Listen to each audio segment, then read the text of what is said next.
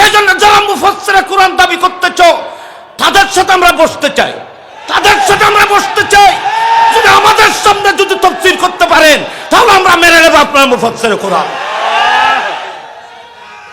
Challenge করলাম আমি, যদি তাফসীরের কোরআন মাহফিলে আমাদেরকে আসার অনুমতি দেওয়া হয়, আর কেউ যাক না যাক, আমি যাব, আমি তাফসীরুল কোরআন কিভাবে করতে হয় দেখব।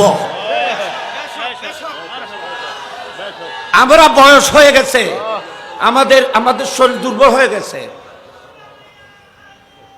তাফসীরুল কোরআন নামে যারা বিভ্রান্ত করতে চান, আমি আপনাদের খেদমতে বলবো সঠিক তাফসীর করে আমাদেরকে শোনার দেখা।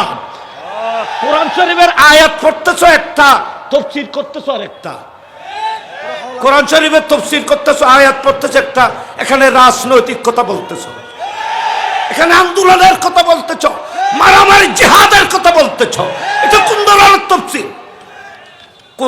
কোরআনের তাফসীর সমাজকে অশান্ত করে না, বরং অশান্ত সমাজকে শান্তির নীড়ে পরিণত করে কোরআনের তাফসীর।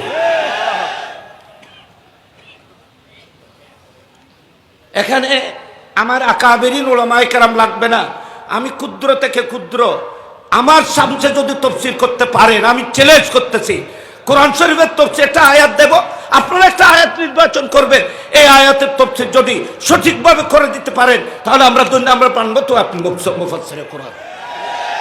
মুসলমানের খেদমত হবে না, ইসলাম বিভ্রান্ত হয়ে যাবে, ইসলামকে জবে করে দেওয়া হবে।